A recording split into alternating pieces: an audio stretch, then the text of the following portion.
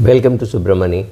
On Tuesday, the Gautam Adani, or rather the Adani Group, announced that they had taken 29% stake in NDTV by buying another company.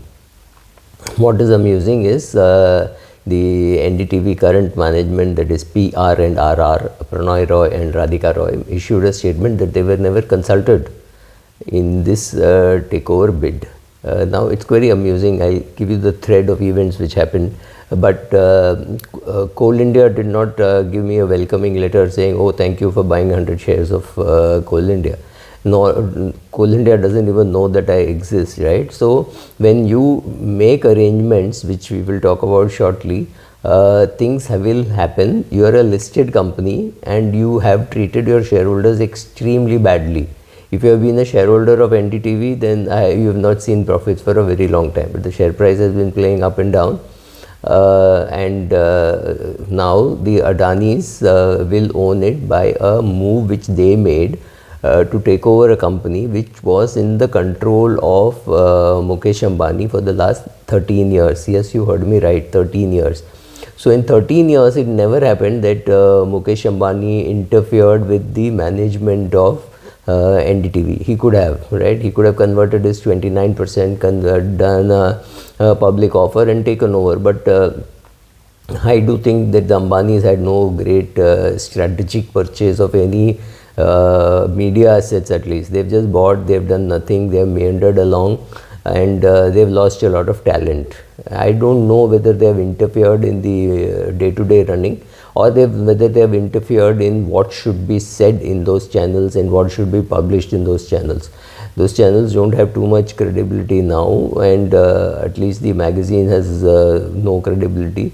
The channel still has some credibility left for the news items, not so much for opinion, because largely third party people come and give their own views, which could be a divergent with each other. Mr. A and Mr. B could contradict each other. That apart, I'm not talking nothing political in this video on this channel. So sorry even for the 1 minute diversion that I got into what CNBC does and doesn't do. So here is the thread of events which happened, and for this I will have to read. On Tuesday, AMG Media Networks, a wholly owned subsidiary of Adani, bought 100% in Vishwa Pradhan Commercial Private Limited for 113 crores, 113.74 crores, and that Adani is therefore acquiring NDTV shares. Incorporated in 2008, Vishwa Pradhan Commercial is a management consultancy firm, but it has no assets.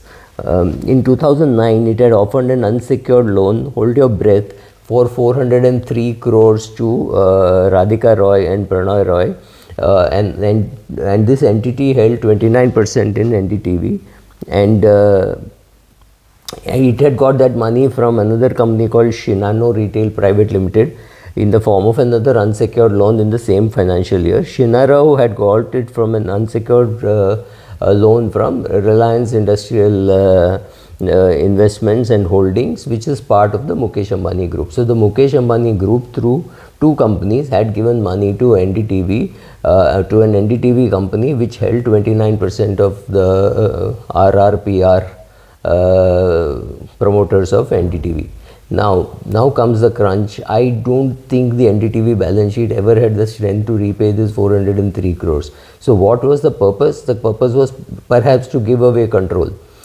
Can you now say you didn't know what was happening? If you didn't know that, you don't deserve to be in business. Maybe you deserve to be in journalism the way you do it, but definitely not the way to do business. If 29% of my company is held by a private limited company, and that private limited company has no hope in hell of repaying that loan, whatever it does, there is no way how I can continue to say that I control that 30%. I'm very surprised that the Ambanis didn't do anything for 13 years, and now when they sold it to Adani, it triggered off takeover code, and so now they will have to make a offer, but that open offer is not going to be very attractive because it's going to come at a price way below the market price.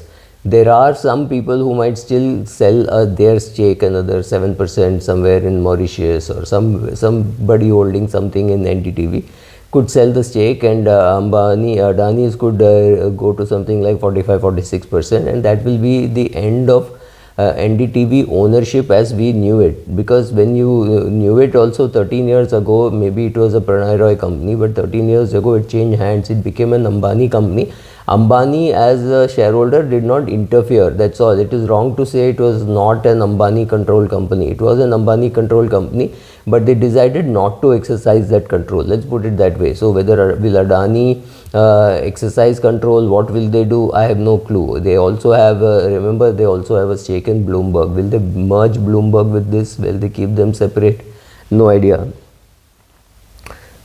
All these companies were closely linked when these transactions were made, and everything was under the control of Reliance even 13 years back. And the Vishwa Pradhan, the directors were from Reliance only, and in 2012, even though their statutory ownership changed, this is 10 years ago, the statements were filed that the new owners, Next Wave Televenture Private Limited and Sky Blue Buildwell, were linked to Mahendra Nahata, director of Reliance Jio and a subsidiary of Reliance Industries, which coincided with Eminent Networks, of which Nahata is owner, taking ownership of the loan Vishwa Pradhan owed to Shinano for 50 crores in the firm.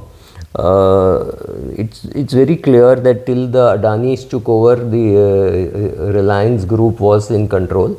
They didn't exercise their control, and now it is the Adanis. Will the Adanis interfere? Watch this space.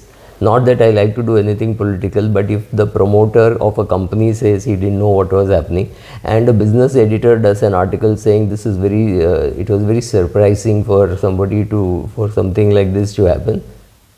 It's like saying cotton and fire were kept next to each other, and suddenly some cotton flew into the fire, and then there was a big fire. This had to happen at some date. It's only a question of when, not whether. You've already given away by borrowing 400 crores, and it is not as though you can write a check of 400 crores. I don't think NDTV or Mr. Pranay Roy has the capacity to write a check of 405 crores and say, okay, here is the loan, so don't convert the shares. You don't have that. So if you borrow money and you don't repay, and you have kept your assets at Girvi or pledged with them, and to think that it won't get swallowed, you got to be an Anil Ambani, right? I don't know what they were smoking, but yes, this has happened, and I think it's good for the shareholders, because suddenly there will be some need to show shareholders that the shares are worth 374 or at least 275. Thank you.